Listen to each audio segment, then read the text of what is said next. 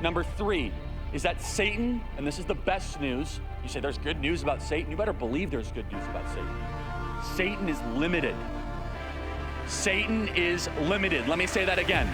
Satan is limited.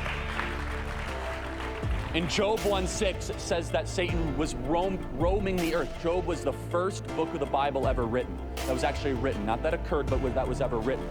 Would you roam if you were everywhere? Certain cities have Satan more present than others. Certain counties do. I talked about San Francisco in the service earlier. When I go to San Francisco, I feel a spiritual heaviness the moment I walk into that town. A town that glorifies disobedience and rebellion to the Lord. Now, that doesn't mean that Satan can't come anywhere. That doesn't mean, because Satan first and foremost goes where he's invited, obviously. Satan goes where the vectors and the highways have been created. We're going to talk about what those highways are.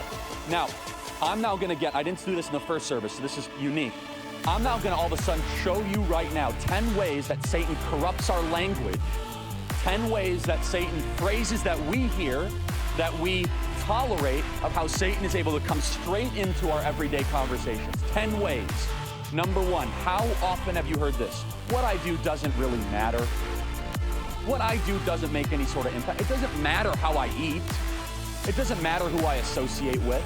This idea that your actions and your agency have no application to what you do, Satan loves that. In fact, this is a saying that's quoted a lot, but it's worth quoting again, is that Satan's greatest trick is convincing you he does not exist. He would love to have people believe that it's nothing more than a figment of your imagination.